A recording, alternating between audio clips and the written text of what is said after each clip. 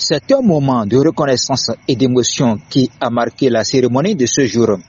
L'ancien ministre de l'Industrie et du Commerce, Serge Mawuedo Akissou, a reçu des mains du dynamique Oscar Huntada une distinction honorifique saluant son altruisme et son réalisme dans l'action publique. Ancien directeur régional sous colline de Benin Télécom, puis membre du gouvernement, Serge Akissou s'est imposé au fil des années comme une figure de rigueur, d'engagement et de générosité. Une carrière que le leader Oscar Huntada a tenu à célébrer à travers cet acte symbolique. Visiblement ému, le récipiendaire a exprimé sa gratitude pour cette marque d'estime. J'avoue que je vois le geste plus grand que moi parce que je ne sais pas ce que j'ai si tant fait pour la ville d'Abomey, pour le département du Zou, pour que vous me gratifiez de la sorte.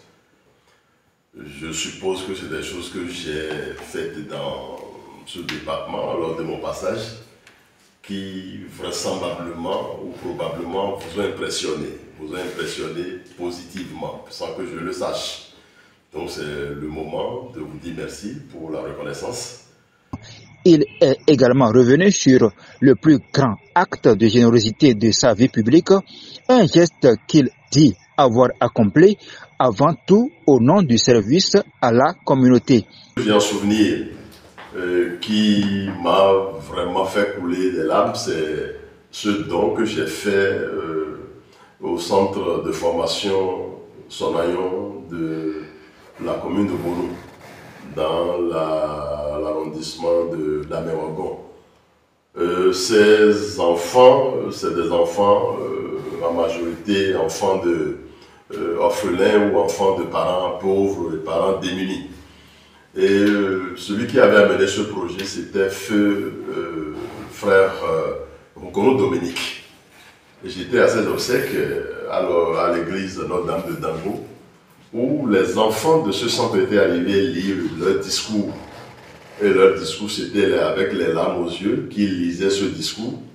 Et j'ai écouté effectivement ce discours. Moi-même, j'ai coulé les larmes le jour-là à l'église.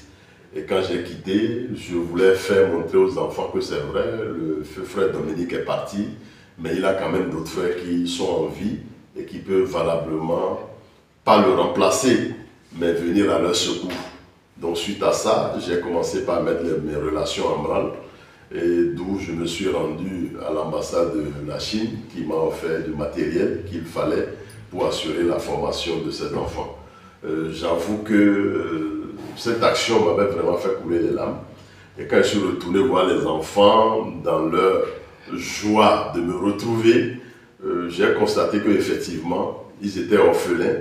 Et ils avaient cette joie de retrouver quand même quelqu'un qui pouvait remplacer celui-là qu'ils avaient perdu. Donc, un hommage simple mais sincère pour un homme dont le parcours continue d'inspirer ceux qui croient encore aux valeurs de partage et de dévouement.